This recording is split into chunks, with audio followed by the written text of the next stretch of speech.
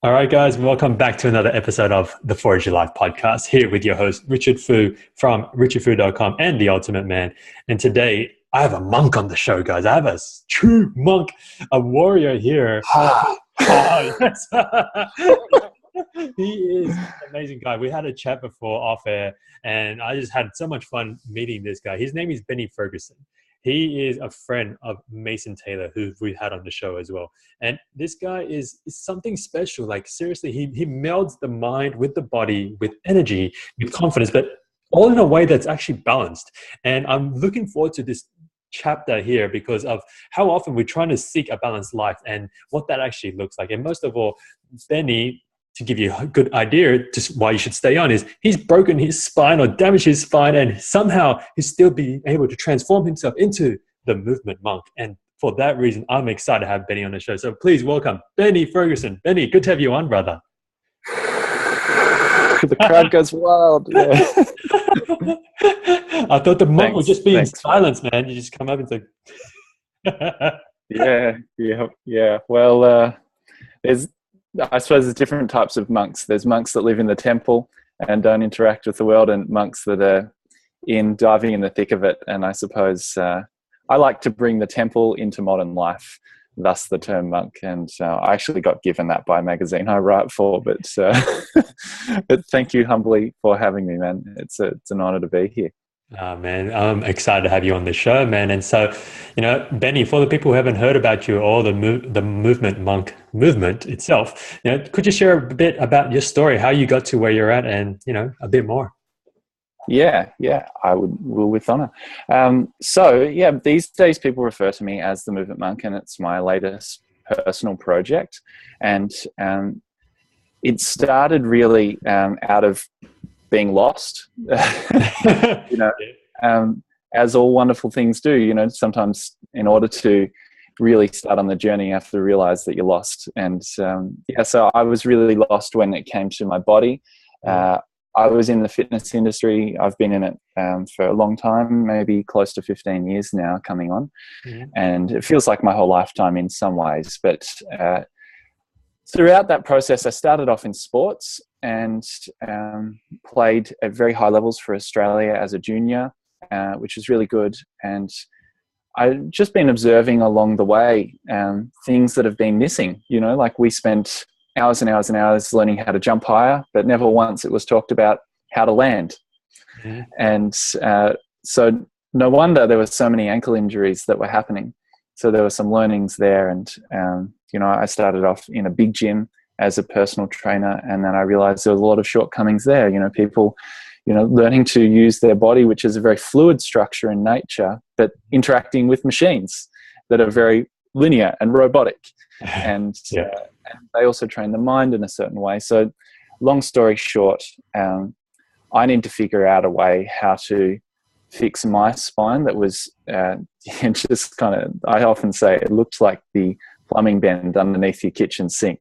It was really out of whack. And there were a lot of people just saying, well, we've done as much as we can do. We've manipulated it, we've massaged it. Your next best is to maybe get the vertebra fused or get some cortisone injections and all of that sort of thing. And I wasn't willing to accept that at that stage. I felt that there was things that could change, not just in my body, but in my mind.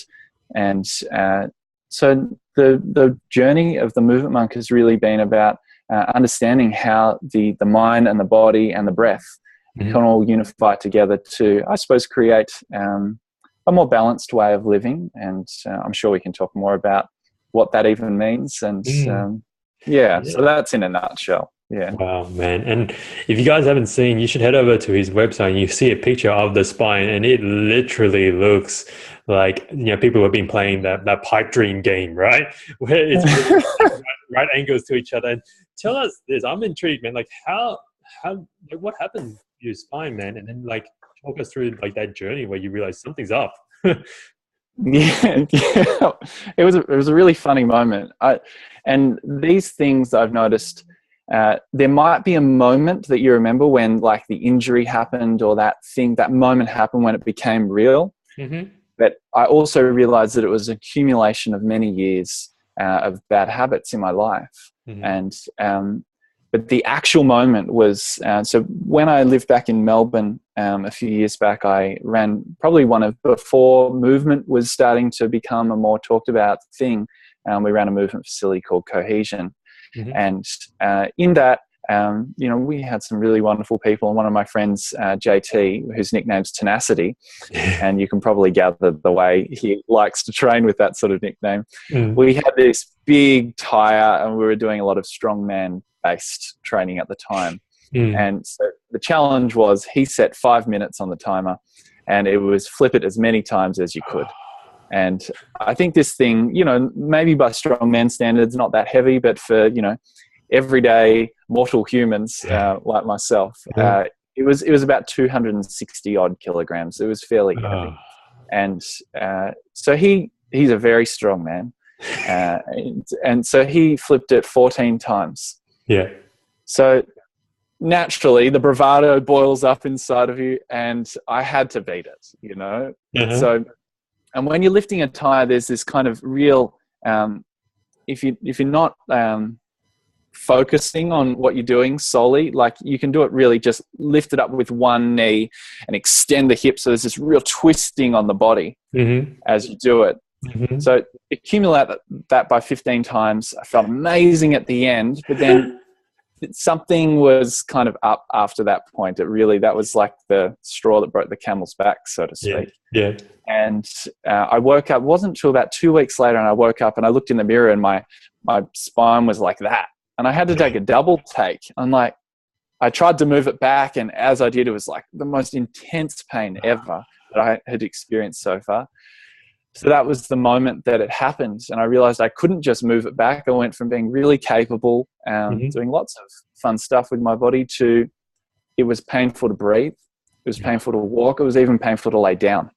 And so that's how, if you were to do it as a mathematical equation, 20 odd years of bad habits with this one intense moment caused bang.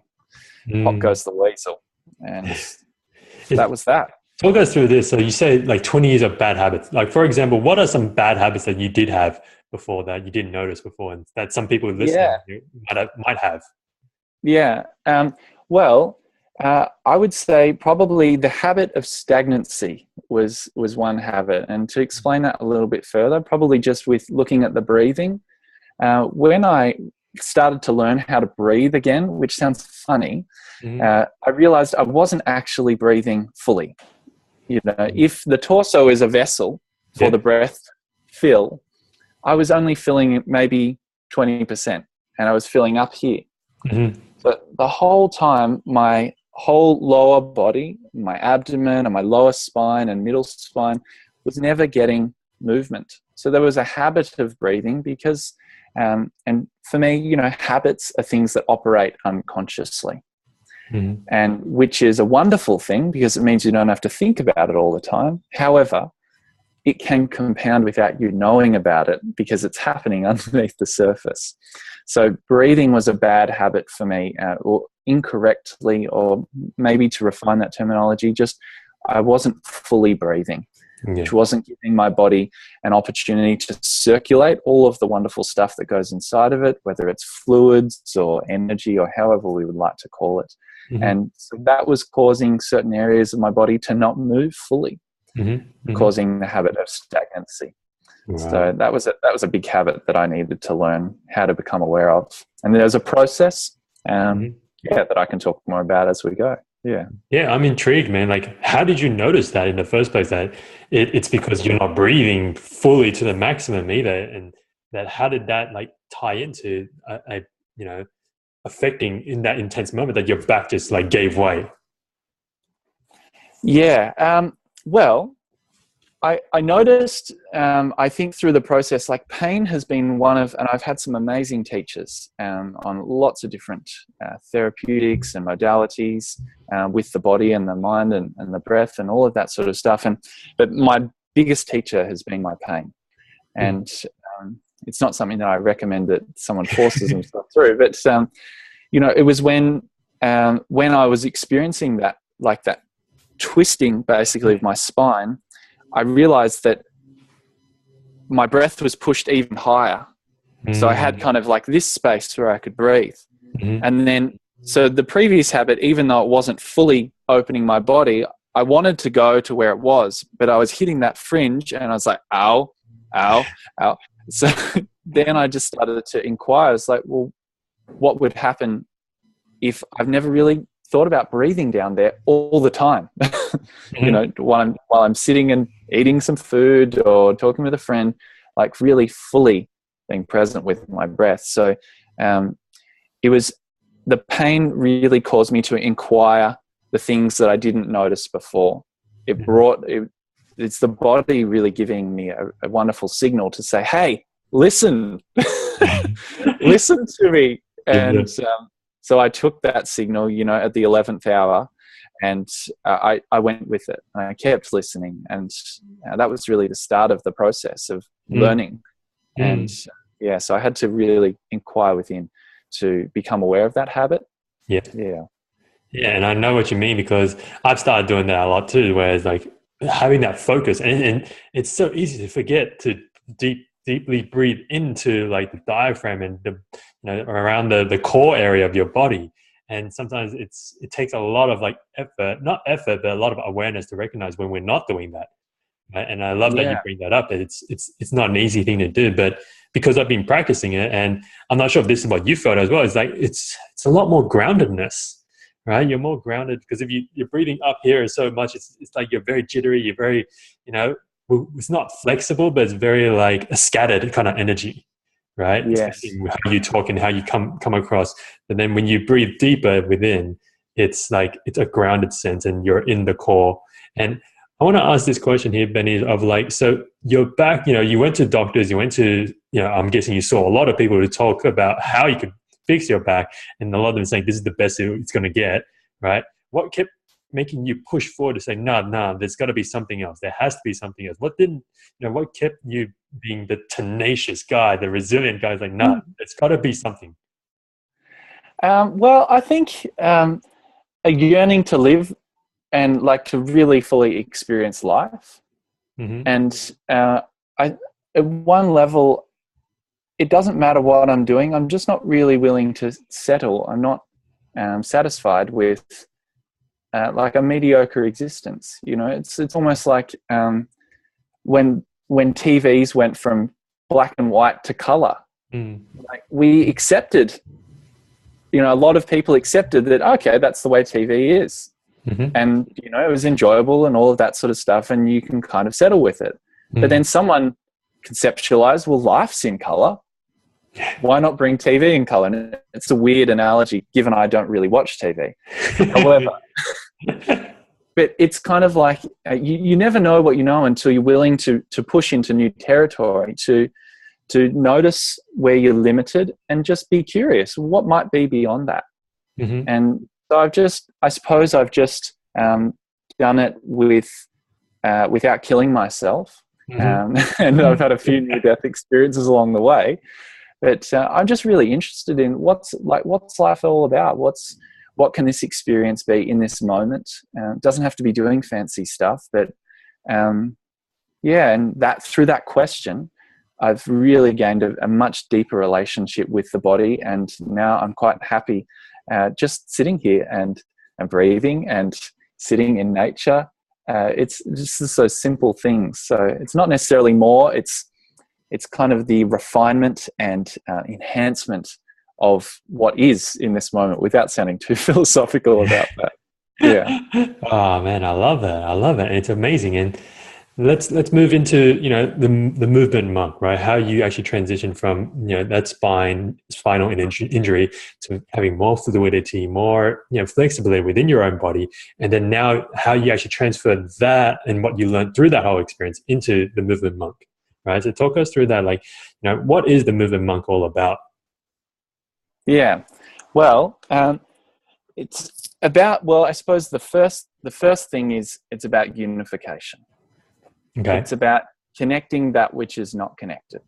And to make it very simple, you know, I use 3 frameworks of the body, the mind, and the breath to operate as one unit. And that's what I believe, you know, being human is about. At least that's my feeble, honest attempt to try and explain what it is. And, we're breathing all the time to be able to notice how the breath affects the whole body and moves the whole structure, to notice how the body influences the mind and how the mind influences the body.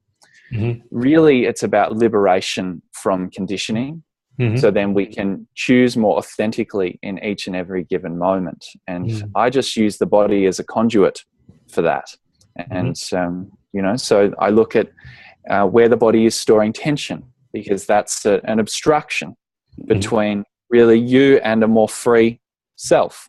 And I look at our range of motion. So are we able to go into new areas? You see how the body is a symbol for all facets of our life. So where is the restrictions in our range of motion and mobility, and how do we start to bridge that gap to experience new freedom in that space? I work. Yeah, you okay? I'll tell you two more bits. No, I was just going to jump in there. It's like that's the question that was in my head, right? It's like you're saying, the body influences the mind, the mind influences the body, and it's like, when do we hit those restrictions, whether it be in our mind, like where I might be running and I might be feeling pain, right, or whatever? How do we know when it is a limit and when it's actually not, right? And that we need to keep going forward. I'd love to know your perspective on that. Yeah, well, and there's a few ways that we could look at it as well. Like, I suppose it's important to first discern between the will and what's truly for our highest good. And that's a very slippery slope, because we could say, all right, the limit is, maybe I'll use like a weight, for instance. I go to pick up the weight and it's heavy. So I like psych myself up, slap myself around the head, and I'm like, and I lift that thing up. Yeah. There may be consequences of that. Yes. So I might have been able to lift it. However, then I might have also injured myself in the process. I put my hand up for that. I learned that lesson. Yes. So it may be something like in the field of business. You go for it. You work hard. You do your networking. You do your sales, blah, blah, blah, all that stuff. And then at the end, you realize like you can't even move. You've got serious health conditions and you're bound to a hospital. So that might be byproducts of trying to transcend limitation with the will alone. Yes. I gotcha. Yeah. So I think that's probably important to discern. So for me, it's really about looking for moments of when I'm in flow. And that term is getting used more and more these days. But it's just like, I really love nature. So I use it as reference to a lot of my life.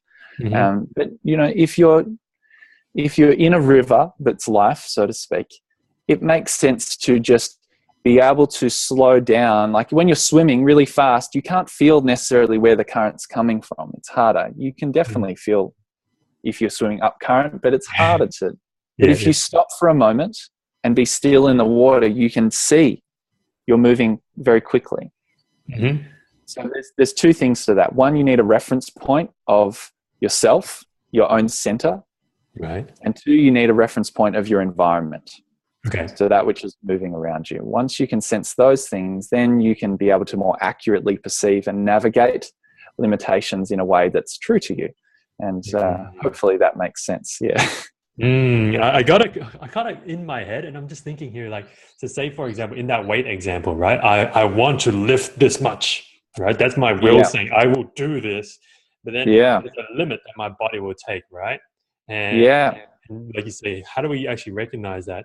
Okay, maybe this is not going to be the best thing for me to do it today, right? Yeah. How do you pull yourself away from that? Because then you have, the other part of your mind, the ego side, like, come on, man, you can just do it. Come on, man, it's just one rep, and then you're out for like 2-3 months, right? Maybe 6 months if you do a bad injury.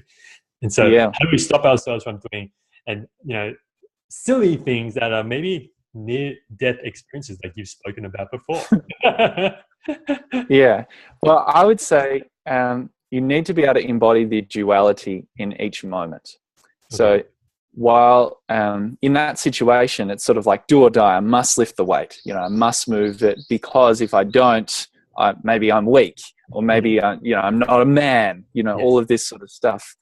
However, if we embrace the duality, then maybe we consider, well, maybe this is not the full expression of what being a man is. There's a possibility that also not lifting the weight is actually an act of a greater amount of strength in this moment, a greater amount of courage, to be able to see that small part of yourself being attached to the outcome, stepping back and realizing that now is not the time. This is not the battle. You know, the battle is actually in the not doing. That might have been the bigger limitation to transcend. And then in my head here, this is like, but isn't this how procrastination starts sometimes, Benny? Right? It's like, no, it's all right. I'll do it tomorrow. Right? Yeah, absolutely. Yeah. So it's a slippery slope. It's a slippery slope. It's really being in the moment, being very clear on your intent. And making sure that you're not compromising your soul in the process, so to speak. Or your body, your health, you know. Acting with integrity. And so you might go and lift that weight and just realize, I'm lifting this with my back. This is not going to be good. If you really look at it like from a physics perspective, try and lift this weight with one area of your body that's not designed to lift that like that, by itself. You can definitely strengthen the back and all of that sort of thing. But if you've got a whole body and you're feeling that you're not using all of it whilst lifting the weight, then very logically, you're not doing things very efficiently, and you're going to use more energy than what is necessary, and which kind of comes back to a principle of efficiency. As to, for me, I really admire monks in their practices, in particular like Shaolin monks and Taoist monks and all of that sort of stuff, because of, you've got this kind of age-old picture of the master and the student. You've got the young, like maybe Karate Kid is a good analogy with that. You've got Daniel-san and he's going crazy. He's using all this effort and force, and Mr. Miyagi is just like, bang, one clear, decisive action, because he understands all of the elements, where Daniel-san is just so focused on the outcome. So that's probably a good way, is to, yes, definitely try to lift the weight, maybe learn the lesson, don't kill yourself, try to not lift the weight. It's kind of a balance between those two, balancing between the poles and choosing which one's right for you in the moment. But I would say, to offset that procrastination, to be decisive, to take it. Procrastination is nothing but inaction.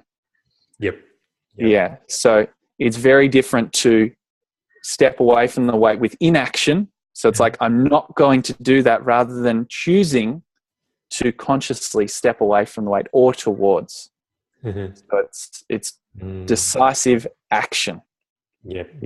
Take a breath, take a step, commit to that action that you do, and really be centered in it. So hopefully that helps discern between, it's not necessarily about opting out. It's really being clear and taking a clear step in whatever it is that you choose. I'm glad you cleared that up, man, because it's so important that, especially as, you're in business, you're in dating, and wherever else in your life, health, right? So often that we think if we opt out, we missed out, or if we opt out, we quit. If we opt out, then it's like, I gave up, right? And I love the way you discern it, is that it's a choice, and that right now is not the right time for you to go do it. And it's okay for that to happen. And it's not actually you procrastinating if you make a clear decision. It's kind of like, for example, in business, right? I'm sure you understand this, but it's like you get a bunch of opportunities come your way, and you have to opt out of some opportunities so that you can provide that focus on the ones that you think would give you the most benefit, or the things that you want to do the most, right? Absolutely. Yeah. It's kind of, sometimes the best thing is to say no. Yeah. And kind of coming back to what I said before with the water analogy, you have to really be aware of yourself, who it is that you are. And that might be maybe a certain identity. I am such and such. I am healthy. I am strong, whatever. Or maybe just going into, like the Hawaiian wisdom talks about, there is no more than I am. And once we get back to that point, then we get the true the fullest choice in my perspective, because then we don't have to attach to an identity in the action. We can just say, okay, I choose this. I don't know why, but it's right, you know? Yeah. Wow, love that, man. Beautiful, dude. And Benny, man, this leads us into wrapping up the show here, and we're going to go into the quick fire questions, man. It's been awesome chatting with you here, man, by the way. Learning a lot, right? And so we're going to start with our favorite question. It's called the time travel moment, right? Woo. And so if you could go back to any moment in your life, right, where you could talk to little Benny, where you could talk to Bubbles, right, and share with him one piece of advice that you know now, when would you go back to him? What would you tell him? That's a very good question. Well,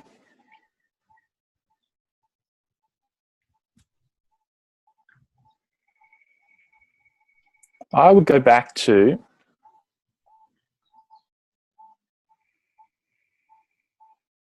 there was this moment when I was 4, and I was told about this story. I don't fully recall it. It's there was a moment when, growing up in a vineyard, I spilt the bottle of my first vintage on our brand new white carpet. Yeah. And it went everywhere, and my dad basically almost killed me.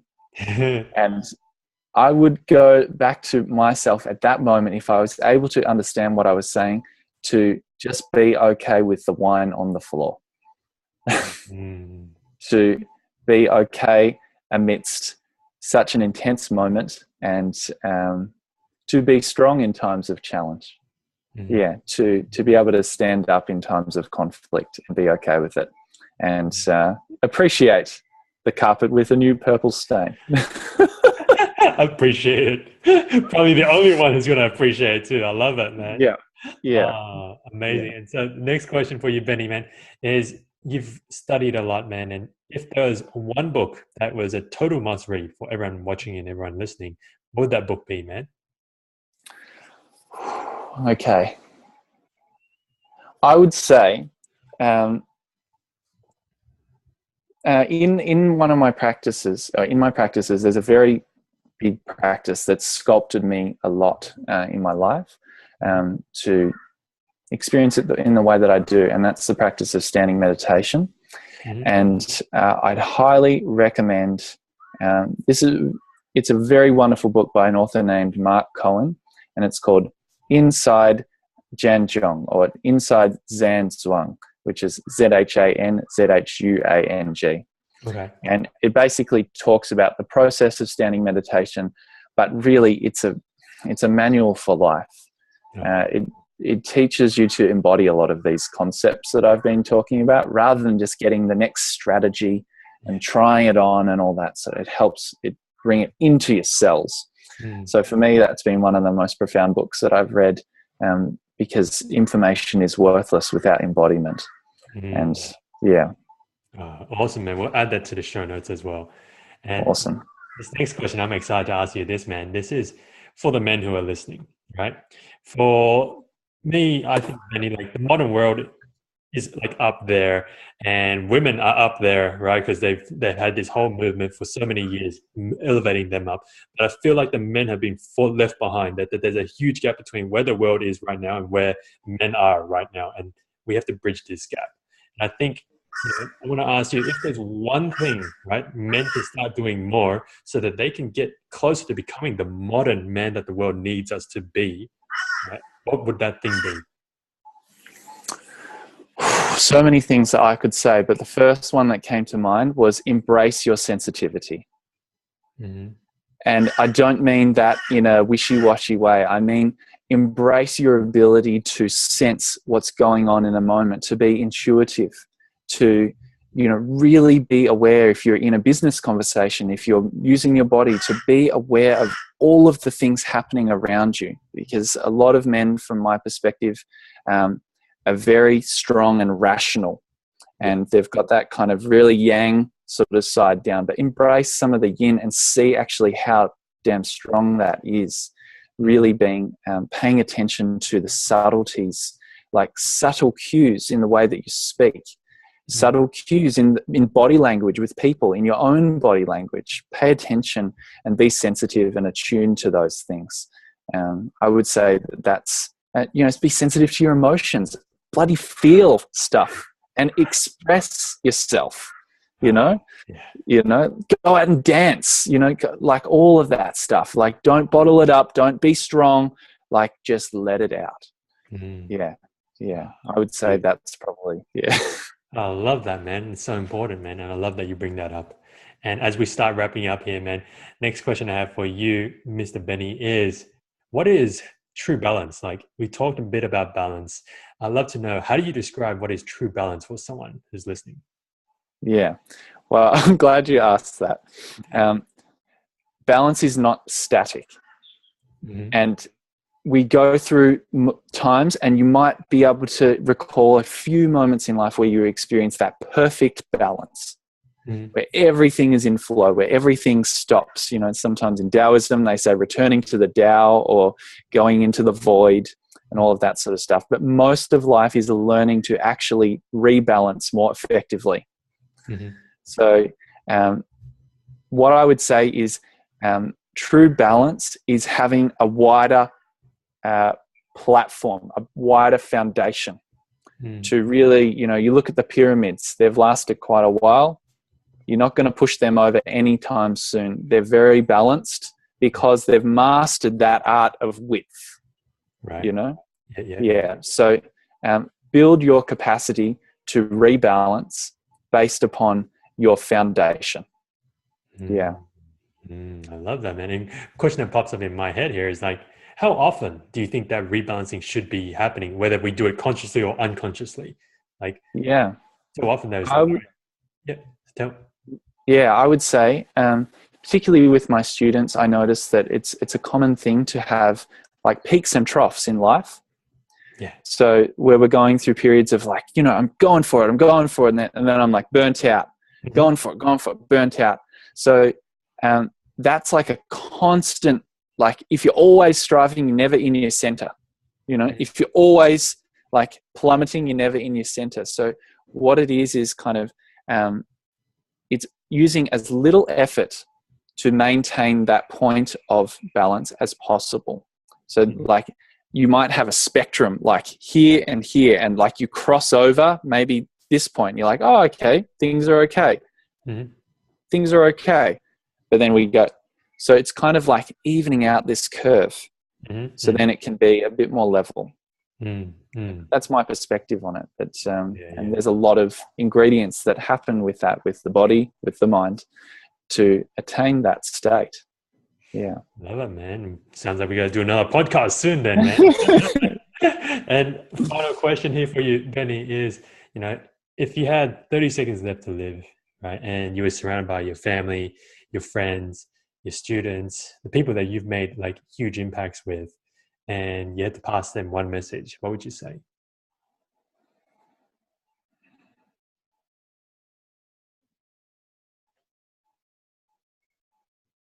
Don't be afraid to move while you're afraid. Oh, I love it. It's just like, what? Oh, yeah, I get it. I love it, man. So, Benny, man, thank you again for jumping on the show and just sharing your wisdom here with people listening. I really appreciate it, man. And for the people who want to learn more about you, right, and your work as part of the Movement Monk, where's the best place to check you out?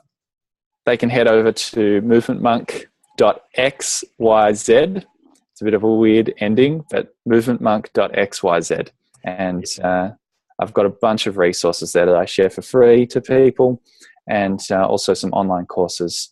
And they can work with me privately if they're ready via online coaching as well. Beautiful, man. Love it. And once again, Benny Fergusson, guys, the Movement Monk here on the show. Thank you for jumping on, bro. Hey! So, guys, this wraps up another episode of the Forge Your Life podcast here with the monk himself, the Movement Monk, Benny Fergusson. And I want you to do this for us, right? Because this is the one thing I know that Benny wants, is that we want to get this out there. We need to get this message out there.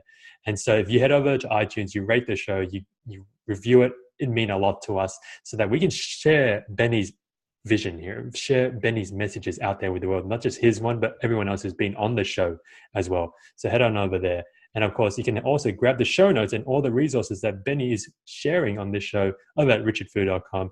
And finally, remember to go out there, go live with love, guys, and go smash it. And I'll see you again in the next one.